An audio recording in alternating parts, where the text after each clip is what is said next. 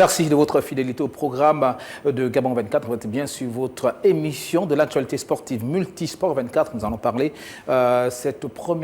pendant ces 26 premières minutes de la Tropicale Amissa Bongo Ondimba qui vient de terminer. Rodney Avono du Desk Sport, il est le chef de service sport de Gabon 24 et avec nous sur ce plateau. Rodney, merci d'être encore une fois sur le plateau de Gabon 24. Ça devient une habitude. On commence à s'habituer à votre présence sur le plateau, Rodney. C'est moi qui vous remercie, Gaël Mapessi. C'est vrai qu'entre coordonner et passer sur un plateau, ce n'est pas nécessairement la même chose, mais lorsqu'on peut parler de sport, on est toujours enchanté. Et puis, à côté de Rodney, ce n'est pas souvent qu'on l'a sur le plateau de Gabon 24, homme orchestre de la Tropicale Amissa Bongo, dont il est le coordonnateur général, Benjamin Burlot. Merci d'être sur le plateau de Gabon 24. Et merci à vous de votre invitation. Voilà, nous allons parler de la Tropicale Amissa Bongo, la 16e édition qui s'est achevée ce week-end. On rappelle que la Tropicale a eu 2 ans de flottement en raison de la Covid-19. Et là, cette année, la 16e édition a été donnée avec les premiers coups de pédale qui ont été donnés le 23 janvier dernier. Monsieur Birlot, tout de suite, qu'est-ce que ça a fait d'avoir retrouvé la Tropicale après ces 2 années d'absence ? Ça fait du bien, ça fait beaucoup de bien. Ça fait plaisir à plein de monde de reprendre cette compétition qui est la plus importante du continent africain. On a eu en effet 2 années d'absence qui étaient liées à la pandémie de Covid. Comme beaucoup de courses, il y a eu énormément de courses qui se sont suspendues pendant cette période, à part le Tour de France et 1 ou 2 compétitions qu'on réussit à maintenir. Nous, on avait choisi de ne pas poursuivre pour respecter les mesures de riposte contre la pandémie. Et puis, quand les barrières se sont levées, on a décidé en début d'année dernière de remettre en route cette Tropicale Amissa Bongo qui fait partie du patrimoine gabonais et qui avait toute sa place dans un nouveau calendrier international qui s'est reconstruit avec moins d'épreuves, beaucoup moins d'épreuves. Il fallait qu'une épreuve comme la Tropicale reprenne sa place pour le continent africain. Et c'est chose faite, et c'est chose faite de très belle manière, parce qu'on a eu une course incroyable sur le plan sportif, on a eu des performances incroyables des coureurs des équipes nationales africaines qui avaient pourtant peu couru pendant ces 2 ans. Donc voilà, beaucoup de plaisir à avoir vécu cette 16e édition et aussi beaucoup de plaisir et de sérénité après avoir repris après 2 ans d'absence qui nous ont un petit peu inquiétés dans la reprise de la compétition. Rodney Avono, Benjamin Burlot venait de le dire, avec des belles équipes africaines et pourtant qui étaient également à l'arrêt avant la reprise de la Tropicale Amissa Bongo. Mais quand même, classement général, on a des Africains sur le podium. Oui, pour cette Tropicale Amissa Bongo, nous avons quand même eu pas mal de belles surprises, notamment déjà au niveau du classement général. On a quand même 4 Africains qui se classent sur les 5 premières places. On a Béran, on a 2 Érythréens, un Mauricien, un Algérien. Le niveau du cyclisme africain est en train d'évoluer. C'est vrai qu'on se posait la question et on se demandait comment aller aborder ces équipes-là, cette Tropicale Amissa Bongo. Mais on voit aujourd'hui qu'il y a un travail qui est fait.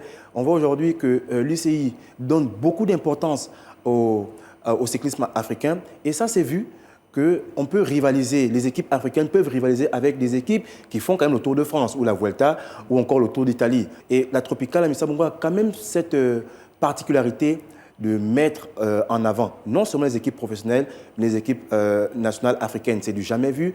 Les organisateurs de la Tropicale Amissa Bongo ont très bien pensé et aujourd'hui, ça porte ses fruits. Aujourd'hui, ça porte ses fruits. Tropicale Amissa Bongo, 16e édition, tout est bien, qui finit bien. On regarde. La Tropicale Amissa Bongo, c'est terminé.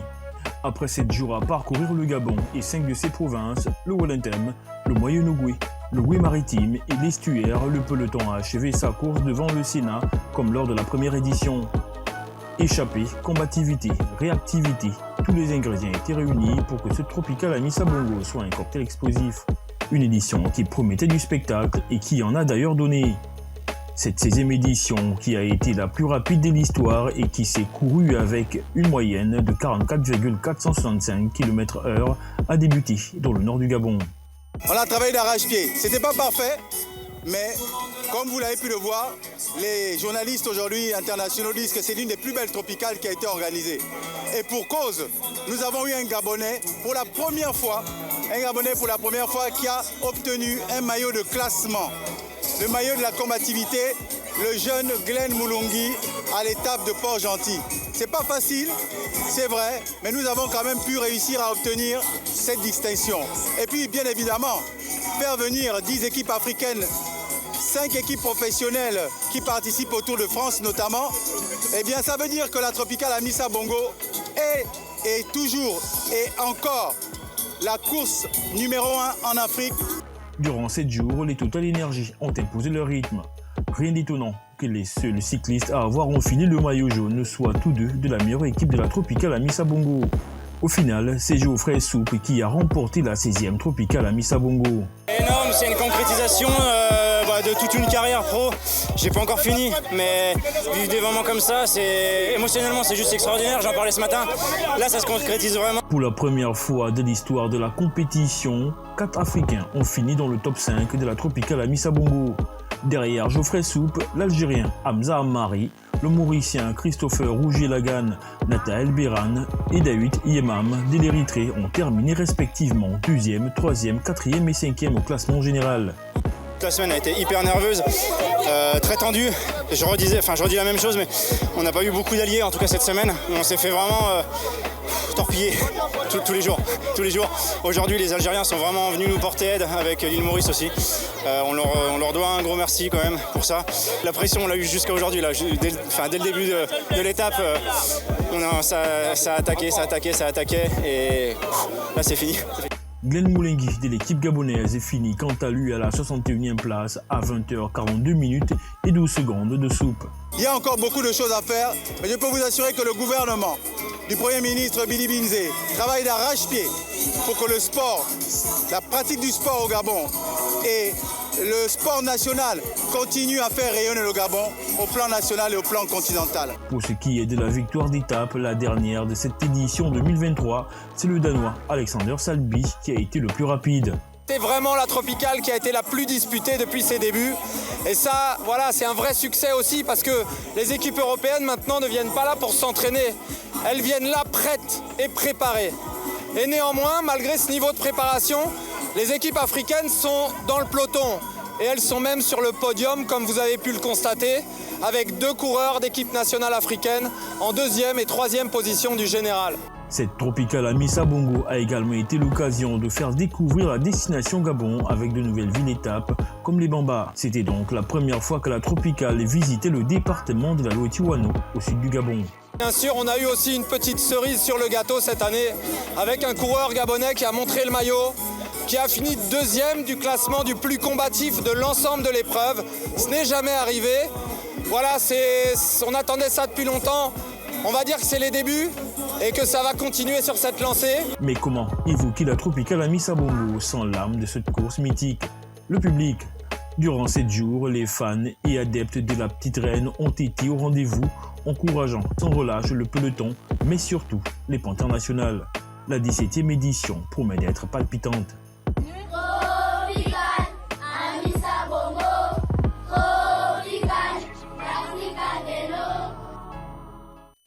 Voilà, en attendant la 17e édition, et puis avant de revenir sur la performance des équipes africaines, Novono, peut-être me tourner vers Benjamin Burlot. Dites-nous, est-ce qu'il y avait des petites craintes quant à la reprise après 2 ans d'absence? Écoutez, on avait quand même pas mal d'expérience avec déjà 15 éditions qui se sont déroulées au Gabon, 15 éditions qui se sont enchaînées d'année en année. On avait quand même pas mal d'expérience, donc c'était rassurant, mais l'arrêt d'un événement est toujours difficile pour sa reprise. Ça reste un élément important. On n'avait pas une sérénité parfaite. On s'est inquiété sur certains sujets. Notamment, il y avait des inquiétudes sur l'état des routes, sur le niveau d'hébergement aussi, parce que tous les opérateurs d'accueil, les routes, tout ça, pendant les 2 années de Covid, ont été un petit peu moins regardés. Là, on a travaillé d'arrache-pied avec les services des travaux publics. On a travaillé aussi avec le ministère du Tourisme, avec la Gatour, pour refaire les hébergements, pour avoir des routes en bel état, qui profitent à toutes les populations maintenant aussi. Et donc voilà, il y a quelques éléments comme ça. Il y a aussi l'importance de retrouver sa place dans l'agenda des équipes sportives, puisqu'on était sorti de cet agenda. Il a fallu reprendre notre place, reconvaincre les équipes au mois de janvier, venir au Gabon pour faire cette compétition. Ça n'a pas été difficile vis-à-vis des équipes nationales africaines qui ont toutes répondu en moins de 24 heures à notre invitation. Et du côté des équipes professionnelles, il a fallu retravailler sur le programme qui était déjà établi parce que nous, on a officialisé la Tropicale en mois de juillet pendant le Tour de France et le programme de début d'année était déjà établi dans les équipes professionnelles. Donc ils ont décalé des courses, éliminé des courses pour retrouver la Tropicale à Missa Bongo. Et ça, c'est un gage de confiance et aussi un gage de compétitivité de cette grande épreuve. D'accord, on l'avait déjà vu, on vous a vu vous exprimer dans le reportage que nous venons de suivre, mais peut-être revenir sur également cette décision de mélanger les amateurs et les professionnels. Aujourd'hui, on a 4 Africains qui était dans notre top 5 de cette 16e édition. Peut-être une satisfaction également personnelle, puisque c'était l'objectif d'abord de la Tropicale, essayer de faire en sorte que le niveau du cyclisme africain soit relevé. Exactement, si on revient un petit peu en arrière, si on reprend l'histoire depuis sa première édition, le concept de la Tropicale qui a été créé en partenariat avec l'État gabonais, c'était d'accueillir des équipes professionnelles de premier rang et de mettre sur le même terrain de jeu des équipes nationales africaines auxquelles peu de personnes croyaient. Mais nous, on croyait qu'il y avait une possibilité de faire évoluer le niveau sportif de ces coureurs et de les faire émerger dans le cyclisme mondial.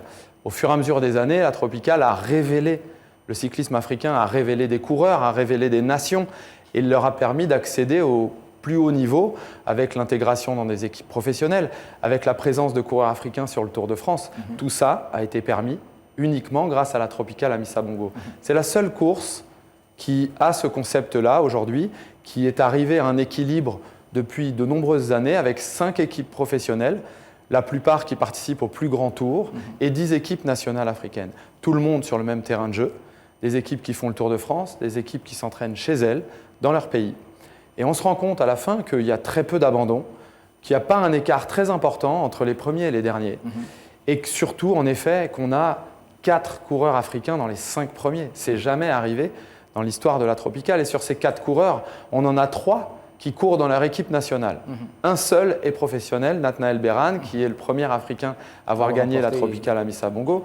Donc oui, tout ça, c'est extrêmement réjouissant et c'est le cadeau que voulait faire l'État gabonais au continent, au cyclisme continental et au cyclisme mondial, de permettre de s'exprimer sur le terrain africain, de permettre aux coureurs, aux meilleurs coureurs de venir s'exprimer ici et de venir se faire aussi recruter, détecter, pour ensuite partir vers le plus haut niveau. On espère que l'histoire va continuer de s'écrire avec ces équipes africaines. Normolo, puisqu'on parle du continent, on parle également d'un Gabonais qui a fait belle prestation pendant cette 16e édition de la Tropicale à Missa Bongo. C'est dire que là également, du côté gabonais, même si on a connu quelques difficultés dans la préparation, il y avait tellement de questionnements autour de cette équipe, mais aujourd'hui on voit que même avec peu de moyens, ces cyclistes sont capables de faire quelque chose, de réaliser des prouesses. Oui, Glenn Moulengi, c'était l'attraction de cette 16e édition de la Tropicale à Missa Bongo.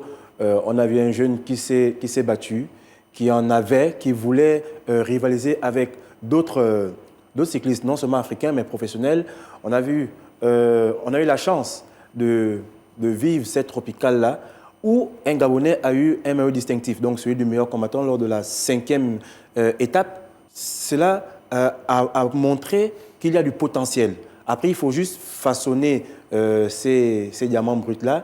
Il faut peut-être mettre en place un championnat, il faut avoir des sponsors, il faut avoir des volets de qualité.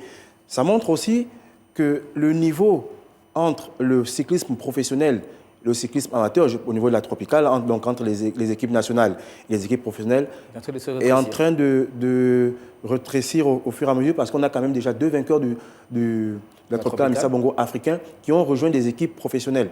Aujourd'hui, il va bénéficier d'une bourse. Je parle de Glenn Moulengi. Maintenant, c'est à lui de mettre à profit l'expérience qu'il va avoir tout au long de sa carrière. C'est vrai qu'il n'est pas très jeune, il a 27 ans si je ne me trompe pas. Voilà, et puis justement, on veut savoir qui est Glenn Moulengi. Et puis, notre rédaction a décidé de faire un clin d'œil à ce jeune Gabonais. Glenn Morvan Moulengi, ou la révélation gabonaise de cette Tropicale à Missa Bongo édition 2023. Le natif de Libreville a fait la fierté de tout un pays. Depuis le début de ce tour du Gabon exceptionnel, Glenn Morvan Moulengi n'a cessé de progresser. De la 74e place lors de la première étape, celui qui s'est imposé par la force des choses comme le leader de la Team Gabon va faire sensation en occupant la 12e place lors de la boucle de Port-Gentil. Une étape durant laquelle Glenn Morvan Moulengi va laisser le peloton à 2 reprises pour des problèmes mécaniques. La panthère qui va rattraper le peloton ne le sait pas encore, mais elle va écrire l'histoire sur le circuit port-gentillet avec une 12e place au classement d'étape, une première.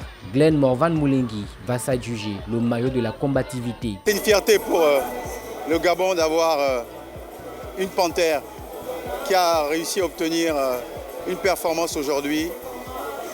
Le maillot de la combativité, ce n'est pas donné à tout le monde. Et ce jeune Glenn Moulengi vraiment a montré le visage d'une vraie panthère. Jamais abandonné malgré les difficultés. La tropicale, c'est d'abord une grande compétition, c'est une compétition de haut niveau. Donc ce qui dit compétition de haut niveau dit belle préparation. Et aujourd'hui, avec notre peu d'entraînement qu'on a eu en Espagne, parce qu'on n'a pratiquement pas eu d'entraînement en Espagne, avec le mauvais matériel aussi. Et vous-même, vous avez constaté pendant l'échappée que j'ai eu 2 soucis, avec ma jante qui avait un petit souci aussi. Donc vous-même, vous savez déjà que si on avait une belle préparation, on devait faire plus mieux que cela. Donc tout ce que je pourrais dire aux autorités, c'est de se mettre à fond dans la préparation, dans le suivi des athlètes, et en particulier les cyclistes. Parce qu'après la tropicale, il y a encore d'autres compétitions. C'est une autre compétition qui prépare une autre compétition. Donc si on participe à beaucoup de compétitions, on fait beaucoup de mises ouvertes, beaucoup de préparations, je pense bien que l'année prochaine, on pourrait viser le classement général ou classement d'étape, meilleur jeune, ainsi de suite. En enfilant cette précieuse tunique, Glenn Morvan Moulengi est par ailleurs devenu le premier Gabonais porteur du maillot de la combativité ou tout simplement d'un maillot distinctif. À vrai dire, j'ai plus l'âge pour faire du professionnalisme parce que l'âge est déjà passé. Mais on a des jeunes dans notre équipe nationale, on a des jeunes qui peuvent encore espérer être professionnels. Si seulement les choses changent, parce que si on continue dans cette allure, je pense que le cyclisme gabonais ne va jamais prendre de l'envol. Donc ça doit changer. On est déjà dans une belle lancée. Après cette compétition, il y a d'autres tours, tour du Cameroun, tour du Rwanda.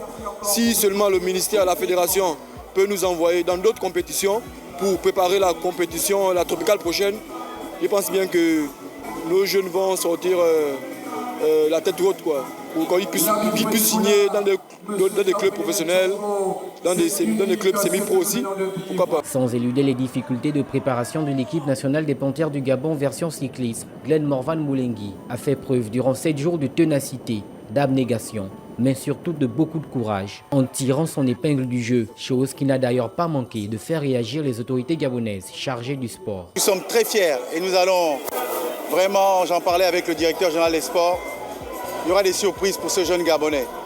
Je pense que je peux annoncer ici qu'il y aura une bourse de l'Agence nationale des bourses du Gabon pour les sportifs de haut niveau que le chef de l'État a mis en place l'année dernière. Je peux déjà m'assurer que tout cela sera fait dans les délais pour que ce jeune garçon aille dans un centre de formation international et soit suivi pour qu'à la prochaine tropicale de 2024, eh bien, il puisse nous faire une performance de haut niveau. Et vous avez vu, même les professionnels se sont approchés de lui pour le féliciter. C'est dire vraiment que ce garçon a du talent. Désormais boursier K en cyclisme, Glenn Morvan Moulengi vient de changer de dimension grâce à une compétition, la Tropicale Amissa Bongo, devenue un véritable tremplin pour les cyclistes africains. Et ce tremplin, Glenn Morvan Moulengi a su le négocier. Voilà, Rodnan Vono, il n'a pas remporté une étape de la tropicale, il n'est pas classé parmi les 5 premiers de la tropicale, mais ce maillot de la combativité a fait réagir les autorités gabonaises, se dire que s'il y a plus de moyens, on a vu, c'est un coup de gueule du jeune Glenn qui voudrait qu'il y ait autour des équipes nationales plus de moyens qui soient injectés pour une préparation plus optimale. Oui, il y a une étape qui a été franchie avec cette fameuse bourse K pour les sportifs de haut niveau. C'est vrai qu'en cyclisme, on n'avait pas encore de boursiers dans cette discipline-là. On en a en taekwondo, en judo. Et aujourd'hui, on a un boursier. Ça va permettre à Glenn de se performer, de savoir comment le haut niveau fonctionne, comment les autres s'entraînent. On a un Allemand André Greppel, qui est certainement l'un des plus grands sprinteurs de l'histoire même du cyclisme, qui vient au Gabon, le gorille de Rostock, et qui concourt avec les autres. Ça montre qu'ici, au Gabon, la Tropicale a centralisé l'attention de tout le monde. C'est vrai qu'il y a quelques années, c'était la première compétition dans le calendrier UCI et j'espère qu'elle va la redevenir parce qu'on a replacé les choses. Mais maintenant, il faut travailler. La fédération et le ministère doivent travailler en accord pour qu'on ait non seulement des championnats provinciaux dans les ligues, mais également un championnat national pour leur permettre qu'on ait compte que l'on puisse dévoiler de nouveaux talents. Il faut aussi que les athlètes aillent, que ce soit au Cameroun, au Rwanda, au Burkina Faso, pour pouvoir se mettre en jambes contre d'autres sélections nationales. On a 10 sélections qui sont arrivées au Gabon. Il faudra aussi que les Gabonais s'exportent. Mais là, ce sont les autorités, à travers le ministère des Sports, mais aussi la Fédération gabonaise de cyclisme, de mettre tout en avant pour que les choses se passent bien. Parce que là, on a eu une très belle équipe. C'est peut-être l'une des rares fois où on n'a pas été, peut-être pas, je ne veux pas dire être déçu, mais où on a vu de l'engouement autour de nos athlètes. Il a couru avec les armes qu'il avait et il a très bien couru. Aujourd'hui, il s'est classé 61e, si je me trompe pas. Mais il veut et on espère que ce classement va augmenter parce que l'objectif aujourd'hui, c'est qu'un Gabonais gagne la Tropicale Amissa Bongo. Je pense que, M. Berlot, vous n'allez pas dire non. Je pense que c'est le rêve aussi de l'organisation qu'il y ait un Gabonais. Jusque-là, les populations réclament qu'il y ait au moins un Gabonais qui gagne une victoire d'étape. Gagner la Tropicale Amissa Bongo, ça va être de la folie. Peut-être pour la 17e édition de la Tropicale, pourquoi pas. Il y a un peu de travail à faire, mais c'est vrai que, comme l'a dit Glenn, il y a un chemin qui a été parcouru déjà. Ils n'ont pas couru pendant 2 ans. Il y a eu le Covid, comme beaucoup de coureurs d'ailleurs. Et ils ont eu une reprise très tardive de l'entraînement, avec leur mise au vert un peu tardive. Ils n'avaient pas du matériel adapté parce que ceux qui devaient recevoir sont pas arrivés à temps, etc. Bon, bref, ils ont eu beaucoup d'obstacles pour réussir à performer.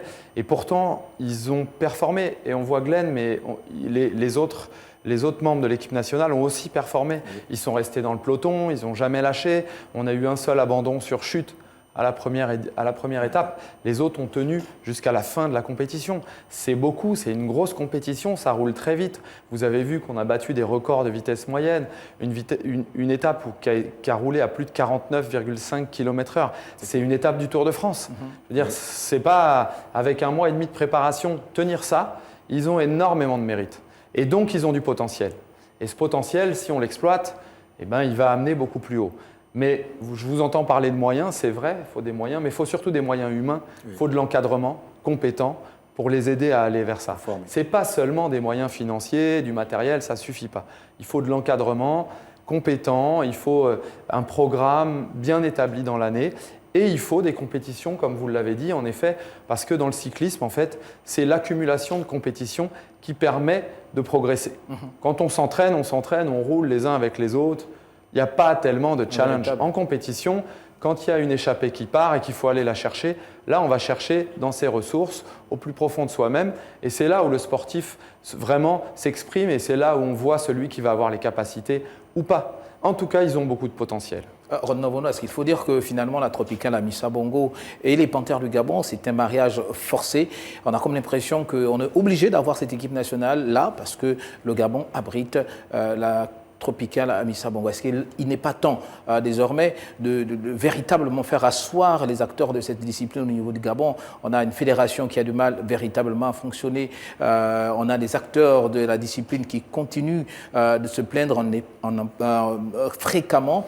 Et je pense qu'avec ce que Glenn nous a montré, il faut que l'on s'asseye et que véritablement des décisions soient prises pour que cette discipline vive au niveau du Gabon. Le cyclisme africain a énormément de potentiel. Le Gabon, qui fait partie donc de l'Afrique, est également logé à cette enceinte-là. Il faut juste que les gens se parlent. Il y a quelques années, il y a eu pas mal d'incompréhension dans le monde du cyclisme. on espère que les choses sont désormais derrière. Parce qu'avec cet engouement-là, avec le public qui est venu nombreux, avec les athlètes qui sont venus pour découvrir le Gabon, parce que l'objectif, c'est aussi de faire du Gabon une destination touristique. Non seulement donc, le Gabon Nation Sport, mais aussi la destination Gabon. On a vu qu'il y a eu le maillot jaune qui a été sponsorisé par Discover Gabon, si je me trompe pas.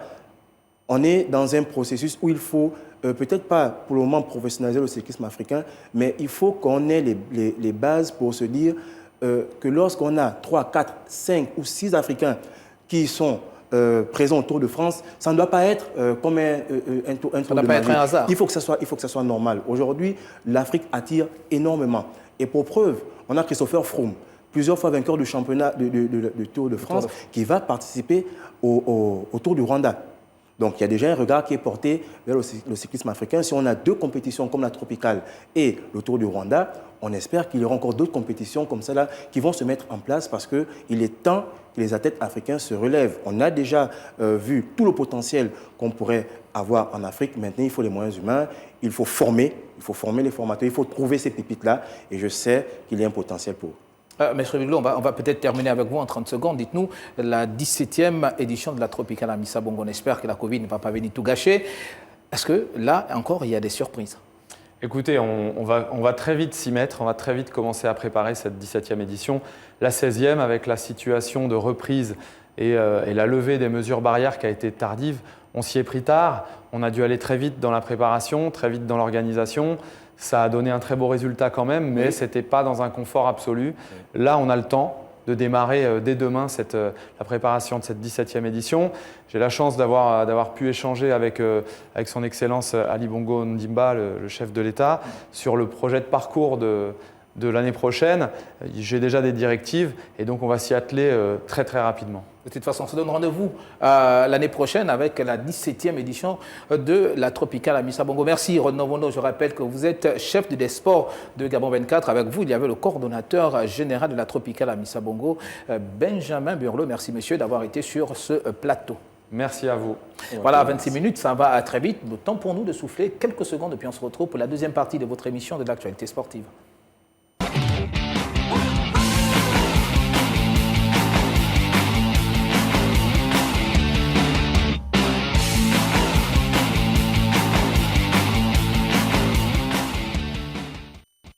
Allez, c'est l'heure de la deuxième partie de votre émission de l'actualité sportive Multisport 24. Pour cette deuxième partie, nous allons parler de basketball, mais également nous allons parler de foot, puisque pour la première fois au Gabon, un sport collectif va participer à une Coupe du Monde. Il s'agit de la Coupe du Monde des sourds et muets qui va se dérouler à Kuala Lumpur en Malaisie. Pour en parler avec moi sur ce plateau, pour parler d'abord de basket, j'ai le plaisir de recevoir Yannick Olimbo qui est le promoteur du tournoi de basketball des entreprises, la Business League. Et puis à vos côtés, il y a notre ami qui n'est pas à présenter, il est un habitué de Gabon 24, Ibrahim, qui est le président de l'association gabonaise Omnisport des sourds. Bonsoir Ibrahim et merci encore d'être sur le plateau de Gabon 24. Bonsoir. Voilà, tout de suite, je me tournais vers M. Olimbo pour nous parler de la Business League. Voilà, oui. J'espère que j'ai bien prononcé, la Business League. Alors dites-nous, c'est quoi ce concept? Comment vous êtes venu à l'idée de mettre en place ce concept? Alors, le concept, c'est une compétition interentreprise qui a pour but, dans un premier temps, d'aider les entreprises à fédérer leurs employés en interne, donc créer une sorte de plateforme de team building, mais ça peut également permettre aux entreprises d'améliorer les relations entre entreprises, parce que comme elles sont appelées à rencontrer d'autres opérateurs économiques, ça va dans ce sens-là. Et ensuite, il y a l'aspect aussi communication. C'est un moyen détourné pour elles de communiquer sur leur image. Mais l'une des initiatives principales, c'était également de rapprocher les entreprises du milieu du sport, notamment du basket, pour être à la Ligue de basketball de l'Estuaire depuis 2016. On a pu constater qu'en écrivant directement aux entreprises, il était difficile de les joindre, d'avoir des réponses et autres. Alors, du coup, ayant moi-même une structure de marketing sportif en parallèle, j'ai pensé à mettre sur pied un mécanisme qui nous faciliterait l'approche vis-à-vis de ces entreprises-là. Et aujourd'hui, on voit qu'à travers la Business League, on peut quand même avoir des rapports, je ne sais pas s'il faut dire privilégiés, mais des contacts un peu plus faciles avec ces dernières. Un exemple simple, cette année, la Ligue a eu à écrire à l'OPRAG. On n'a pas eu de retour, mais avec la finale de la Business League samedi dernier, la présidente a pu discuter avec le directeur général de l'OPRAG et lui remettre en main propre le dossier. Bon, maintenant, on espère avoir également une suite à ce niveau. Il faut dire que le sport réunit quand même les gens. Vous avez fait le choix de basket, on va savoir pourquoi. Pourquoi pas? Est-ce que vous espérez également, on va revenir au cours de cette émission, pourquoi le basket? Est-ce qu'il y a espoir que cela s'étende sur d'autres disciplines? Parce qu'il n'y a pas que le basket au niveau de Gabon. Il y a également, on a là sur ce plateau Ibrahim qui est président de l'association des sourds au Gabon. Peut-être une collaboration va également s'établir ce soir, on l'espère. Mais nous, on reste sur Multisport 24, on parle de ce championnat du monde de football. C'est d'ailleurs la stat de cette semaine qui revient sur la première participation du Gabon à une compétition mondiale.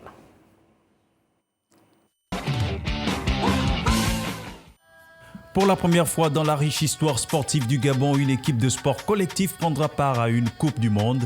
Et comme un clin d'œil à la politique de l'égalité des chances prônée par l'exécutif gabonais, c'est l'équipe de football national des sourds qui, pour cette première, aura la lourde responsabilité de porter l'étendard du vert jaune-bleu du 23 septembre au 7 octobre 2023 à Kuala Lumpur en Malaisie. Et pour ne pas faire pâle figure, au stade Nzayon de Libreville, dans le 6e arrondissement, Sabos. C'est historique, une première participation après une qualification in extremis à mettre à l'actif de l'association gabonaise Omnisport des sourds qui n'a ménagé aucun effort pour promouvoir les personnes à mobilité réduite via le sport. Reçu en décembre dernier par le président de la Fédération gabonaise de football, Pierre-Alain Mungengui, pour cette première campagne mondiale, l'association gabonaise Omnisport des sourds peut compter sur le soutien de l'instance fêtière du football au Gabon, mais aussi du ministère des Sports, pour une préparation adéquate. Entre-temps, un calendrier pour renforcer l'équipe est déjà bien établi. S'il est vrai qu'il reste encore un peu plus de 7 mois au Panthère version sourd pour préparer cette grande première, rappelons que le Gabon a obtenu son ticket le 12 décembre dernier, après que le Comité international des sports pour sourds a annoncé le retrait de la Libye pour non-respect du règlement. Logé dans la poule E avec les États-Unis, l'Ukraine et le Japon, c'est face aux Américains que les Panthères vont écrire les premières lignes de l'histoire des sports pour sourds du Gabon. De son côté, l'association gabonaise Omnisport des sourds continue son combat qui est de rendre accessibles les pratiques sportives aux sourds gabonais sur tout le territoire national.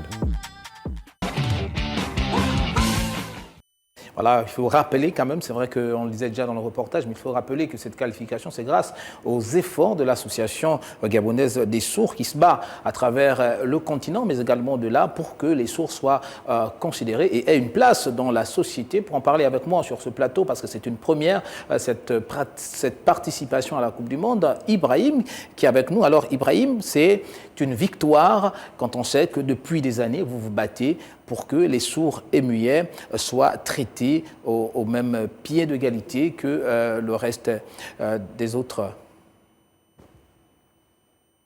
Merci infiniment. Je suis très heureux de cette invitation de votre part, M. Gaël. Et c'est effectivement la première participation. C'est un grand honneur pour le Gabon de participer à cette compétition à l'échelle internationale. Et donc, il y a beaucoup d'éléments ici que nous devons mettre en évidence pour réussir cet événement. Ce n'est pas facile, certes, mais je me suis battu comme j'ai pu à travers des voyages, comme en Suisse par exemple, où j'ai rencontré les responsables de l'Organisation internationale de sport pour sourds. Et avec eux, on a d'abord participé à la Coupe d'Afrique au Kenya. Il est vrai qu'on n'était pas encore très affilié à l'organe international. On est sorti 6e. Et heureusement, on a eu la chance maintenant de participer. On a la chance de participer à la Coupe du Monde. Et pour cela, il fallait qu'on se présente en Suisse pour cette conférence internationale. Je me suis battu pour être présent à cette conférence et tous les documents ont été signés. Donc, il est vrai que la Libye n'a pas respecté donc, les statuts, mais nous avons profité de l'occasion pour nous présenter voilà, et participer très prochainement à cet événement. De toute façon, le malheur des uns faisant le bonheur des autres. Le Gabon va prendre part à sa première compétition mondiale de football. Ibrahim, dites-nous, alors comment se passe la préparation des Panthères? Est-ce que vous rencontrez des difficultés particulières dans cette préparation? Nous sommes à quelques mois seulement, septembre c'est plus loin, et pour préparer une compétition telle que la Coupe du Monde, il faut quand même beaucoup de temps, il faut beaucoup de choses, beaucoup de mécanismes à mettre en place pour pouvoir avoir des bons résultats. Alors dites-nous, parlez-nous un peu de la préparation de l'équipe nationale des Panthères version Sour. Bien, nous avons commencé la préparation il y a 5 mois maintenant. On se prépare au stade de Nzangayon. Il est vrai que l'association a beaucoup de difficultés, des difficultés financières pour mieux soutenir nos joueurs. Et donc, par exemple, le transport, c'est qui est un peu difficile pour qu'ils viennent aux entraînements. Mais nous nous battons, je me bats avec mes propres fonds pour l'instant pour soutenir le déplacement de ces joueurs. Et donc, j'encourage toujours les joueurs à venir aux entraînements parce que c'est l'une des conditions pour la réussite à cet événement. Parce que la Coupe du Monde, c'est un événement très important et il est donc important que nous nous préparions pour participer et réussir à ce challenge-là. Donc, le niveau est très élevé. J'ai demandé aussi à l'Office du sport pour que nous puissions nous préparer au stade de Nzangayon. Ils ont accepté et je remercie donc cet organe pour cela. Donc mercredi et vendredi, nous sommes à Nzangayon pour la préparation. Et donc en février, on va changer de programme. D'accord, on a le football, mais on a également le basket avec M. Olimbo qui est sur ce plateau. Alors dites-nous, pourquoi avoir fait le choix de basketball? C'est vrai, vous l'avez dit en entame, vous faites partie de la ligue de basketball de l'Estuaire, mais il y a que, on a pour habitude de le dire, le football et le sport roi. Pourquoi n'a pas choisi le football ou autre? Bon, déjà parce que je suis membre de la Ligue de basket. J'ai évolué un peu plus dans le milieu du basketball que celui du football. Et je pense que dans le milieu du football, il y a des initiatives similaires. Il y a suffisamment d'initiatives similaires, notamment celle de mon grand frère Kessani qui a du succès. Donc je me dis, il n'y a pas besoin de se mettre sur le même sport. Il y est déjà. On pense à d'autres sports. Vous aurez la surprise bientôt. On est en train d'y réfléchir. Quelque chose sera fait dans les mois qui suivent. Mais le basket, c'était vraiment la nécessité. Parce que, étant dans le milieu, voyant les difficultés qu'il y avait au niveau du basketball, je me suis dit, avec l'équipe, on s'est dit, on va monter un produit qui permettra d'aider, en fait, de rapprocher les entreprises du milieu sportif, précisément du basket. Après, le modèle, il est le même. Ce qu'on fait au basket, on peut très bien le dupliquer au niveau du football et au niveau des autres sports. C'est vraiment l'idée générale, au-delà de tout ce qu'on offre aux entreprises en termes de services, c'est de se dire, ramener les entreprises vers le sport parce que le sport gabonais en a besoin. Le sport gabonais manque de ressources aussi bien humaines qualifiées que surtout de ressources financières. Aujourd'hui, les entreprises peuvent apporter ce plus-là, ces ressources financières. Elles peuvent également apporter les aspects de structuration qu'il faut aux organisations sportives pour évoluer en imposant un certain nombre de choses en contrepartie de financement. Et ces entreprises-là pourraient, pourquoi pas, bénéficier de la visibilité qu'offre en fait le sport d'une manière générale. Parce qu'aujourd'hui, qu'on ne le veuille ou pas, le sport reste une plateforme de visibilité incroyable par sa capacité à fédérer les populations. Donc c'est un peu sur ça qu'on mise. Alors dites-moi, moi je vais m'arrêter sur l'aspect pécunier parce que vous parlez, on parle d'entreprise, ça veut dire que toutes ces entreprises qui prennent part à la Business League ne viennent pas y participer les bras ballants, comme on dit. Il y a forcément une compensation financière derrière qui est demandée. Est-ce que au-delà de la compétition, est-ce que cette manne financière sert également pour des œuvres caritatives, par exemple, aller voir un orphelinat ou, je ne sais pas, des personnes en difficulté? Est-ce que la réflexion est menée jusqu'à ce niveau? Tout à fait. Alors, nous, dans notre activité, nous avons un point que nous appelons les socialties. Donc, c'est un peu l'aspect RSE. Donc, sur les frais de participation de toutes les entreprises, à la fin de chaque édition, une fois que tout le monde a payé, il y a un montant qui est reversé aux ligues pour les aider à financer un projet en rapport avec le basketball des jeunes. Je tiens quand même à préciser que quand on parle de ce financement-là, aux ligues avec lesquelles on travaille. Par exemple, là, on travaille avec l'Estuaire, on travaille avec le Goué Maritime. Donc, depuis que ça se fait, il y a des actions qui se posent dans ce sens-là. Il y a un don de maillot d'arbitre qui a été fait, par exemple, à Port-Gentil. Il y a je ne vais pas dire subventions, mais des fonds qui ont été reversés depuis les deux éditions que nous avons eu à faire. Donc, l'idée, en fait, de ces fonds-là, c'est d'aider la Ligue à investir sur des postes de dépenses qui leur permettraient, elles, de gagner en valeur. L'objectif, ce n'est pas de dire, OK, on vous remet des sous et puis vous allez dire que les clubs arrêtent de payer. Non, parce que ça ne fonctionne pas comme ça. Ils ne pourront pas. À cette allure-là, la Ligue n'évoluera pas. Aujourd'hui, la Ligue, pour gagner en visibilité, pour gagner en valeur, elle a besoin, par exemple, d'avoir un très bon caméraman. Mais ça coûte cher, l'image. L'image coûte cher. C'est sûr. Et la Ligue ne peut pas se payer ces services-là. Donc, avec notre man, notre modeste contribution, la Ligue peut prétendre un service de meilleure qualité. C'est pour ça que vous allez constater, par exemple, qu'à l'estuaire, la qualité d'image, elle est, en toute modestie, elle est quand même un peu au-dessus de celle des autres, parce qu'il y a un gros travail qui est fait dans ce sens-là. Et ce travail, il a un coût très important. Au-delà de ça, là, c'est vrai qu'on parle de la Business League, mais comme la Business League se joue dans deux villes différentes, nous avons, sur cette année, lancé la Supra Business League, qui est la grande finale, qui regroupe les finalistes de Libreville contre le Port-Gentil. Cette année, nous avons eu Assala et Sogara qui sont venus jouer contre Prague et Hertel. Et Hertel est sorti vainqueur en finale, mais la participation d'Assala et Sogara, via le sponsoring qu'ils ont fait au niveau de la Super Business League, va nous permettre d'offrir des séries de maillots aux sélections provinciales de l'Estuaire et de l'Ogooué-Maritime. Donc, ce sont un peu des actions qu'on essaie de mener pour aider, pour soutenir ces ligues-là qui sont partenaires, via les financements, les frais de participation que nous recevons, que ce soit les frais que nous recevons soit pour la participation ou via le sponsoring, pour aider ces ligues-là, en fait.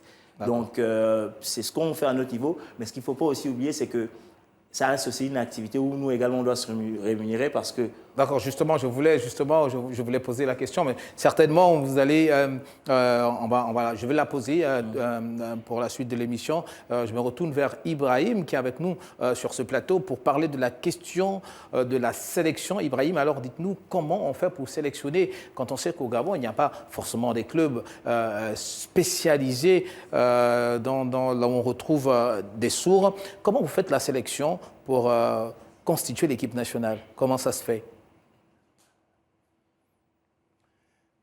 C'est vrai, votre question est fondamentale. L'idée, c'est d'organiser déjà un championnat provincial. On s'organise dans ce sens-là. On a 5 clubs. À Port-Gentil, il y a un club. On veut organiser le championnat, mais on n'a pas encore les fonds nécessaires pour y arriver. On constate qu'il n'y a pas trop de considération vis-à-vis des sourds, donc c'est vraiment difficile d'avoir des sponsoring. Et donc par ailleurs, nous pensons que pour la Coupe du Monde, il reste encore 9 mois.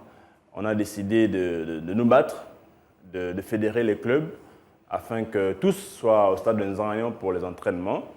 Et donc à travers ces entraînements, on va faire donc des détections. Et les techniciens qui sont donc là vont faire leur travail, ce qu'ils savent faire, un travail de détection de talent. On a 2 sourds qui viennent de province, de Port-Gentil en l'occurrence, qui sont là. Donc nous pensons qu'ici, nous nous préparons très bien.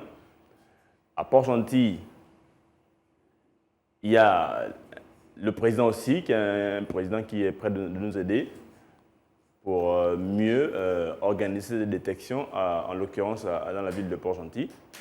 Et donc, il me donnera des informations nécessaires pour que ces footballeurs sourds arrivent à Libreville pour participer donc à ces entraînements.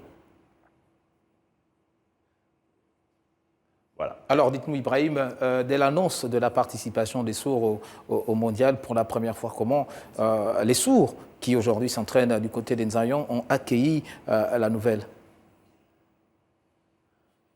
J'étais d'abord surpris, c'est d'abord un étonnement et très heureux d'ailleurs quand ils ont appris que le Gabon va participer à la Coupe du Monde. Ça a donné beaucoup de motivation à ces Panthères à se battre, à se dépasser, à se surpasser. Ils sont là nombreux d'ailleurs aux entraînements pour montrer qu'ils sont capables de faire aussi et de réaliser quelque chose. Et donc, ils sont là aux entraînements. Ibrahim, on sait que vous-même, vous avez joué au foot, peut-être que là, je ne vous perds même plus, mais quand vous regardez ces jeunes du côté des Nzayons, comment vous jugez le niveau des joueurs? Et quand je vois, je comprends que moi-même, je suis un ancien joueur, je suis sourd, c'est vrai. J'ai joué avec l'équipe et j'ai progressé avec les entendants. J'ai joué avec les entendants et c'est de là où je gagne de l'expérience. Et donc, c'est par là que j'ai acquis ce niveau, au niveau du football.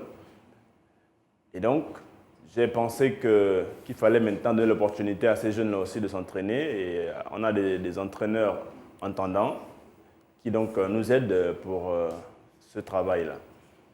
Et donc, l'idée aussi, c'est de voir comment travailler, comment faire jouer les sourds avec des entendants, afin qu'ils puissent gagner aussi en expérience. Voilà, parce que si les sourds jouent entre eux, ils n'évolueront pas très rapidement. Il est bien qu'ils puissent se frotter aussi avec d'autres joueurs entendants pour mieux participer donc à la Coupe du Monde. Donc la préparation elle se passe très bien. On a aussi en vue des compétitions. Voilà, messieurs, sur Multisport 24, il n'y a pas que de foot et de basket, on reste de l'actualité, c'est maintenant.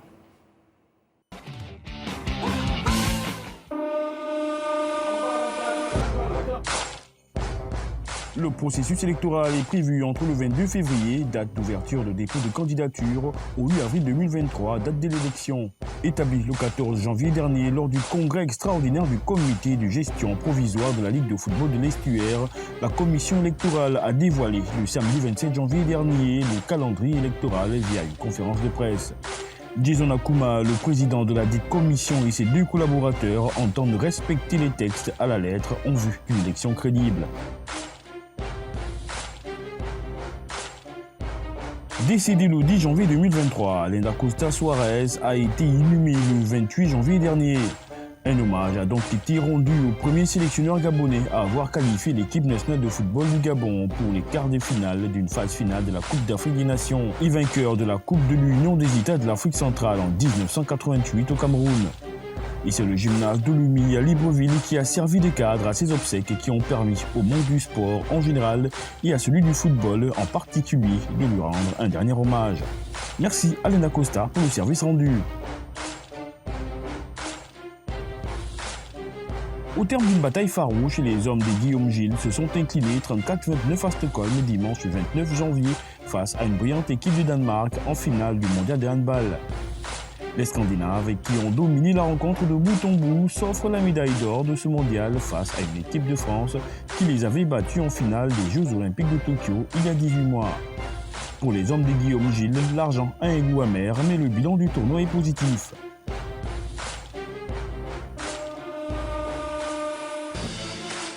Novak Djokovic a remporté la finale de l'Open d'Australie face au Grec Stefanos Tsitsipas 6-3, 7-6, 7-6 à Melbourne.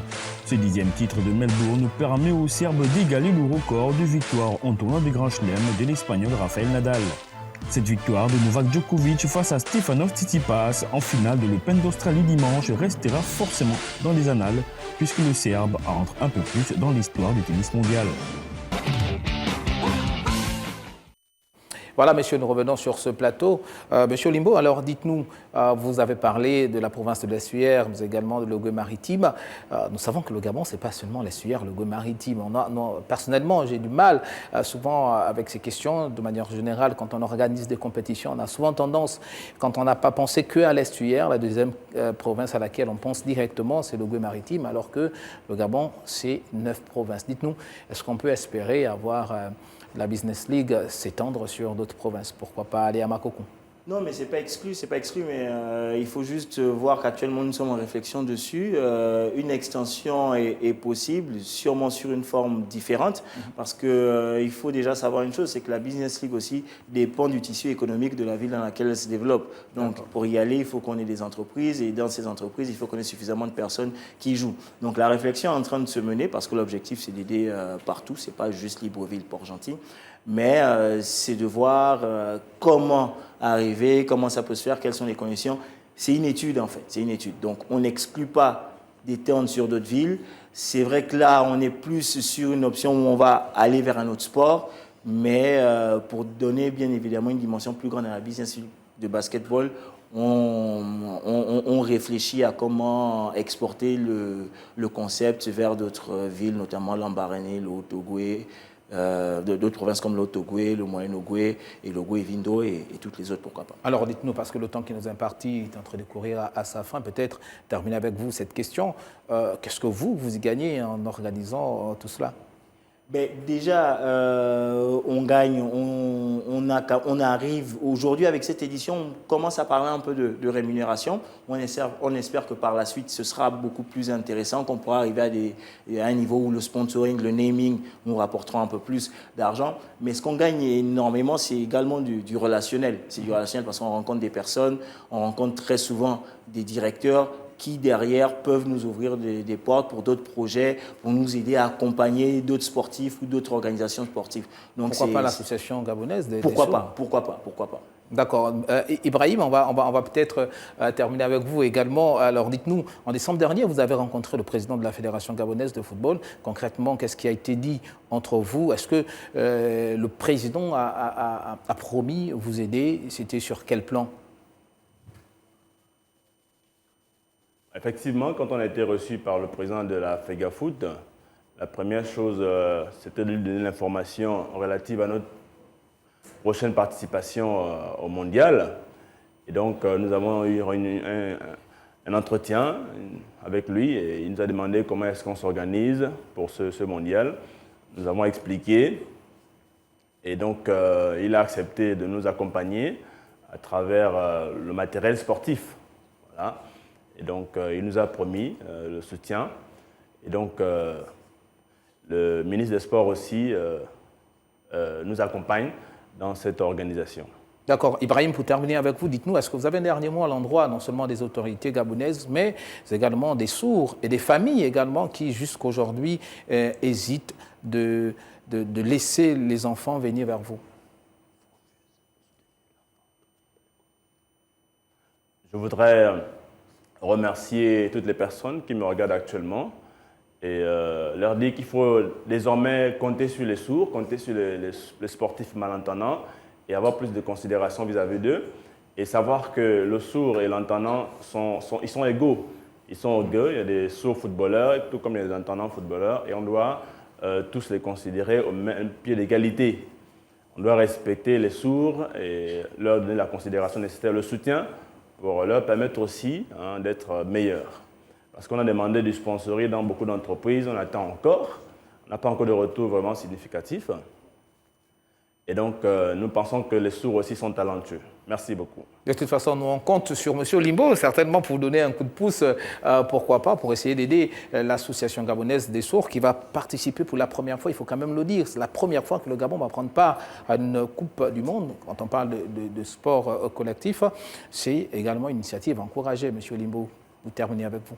Effectivement, c'est toute initiative sportive. Pour ma part, étant quand même spécialiste de marketing sportif, toute initiative sportive est encouragée. Maintenant, il faut juste voir comment adapter les choses à notre réalité parce qu'on a un contexte économique également qui nous limite par rapport à un certain nombre de choses. Mais au final, je pense qu'on peut faire quelque chose de bien, quel que soit le sport. Il faut juste trouver le bon canevas, trouver les centres d'intérêt de tout un chacun et ensuite se mettre à la tâche. Voilà, c'est la fin de votre émission de l'actualité sportive Multisport 24. Je rappelle qu'il y avait avec moi sur ce plateau M. Yannick Olimbo, qui est promoteur du tournoi de basketball des entreprises, la Business League, mais également Ibrahim, qui est le président de l'association gabonaise Omnisport des sourds. Il est venu nous parler de la participation du Gabon, version sourd, au mondial. C'est en Malaisie. Ibrahim, merci d'avoir été sur le plateau de Gabon 24. Merci également.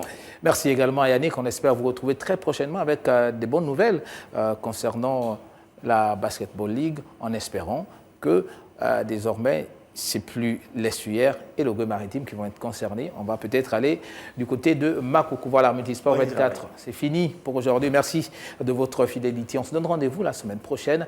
D'ici là, portez-vous bien. Ciao, ciao.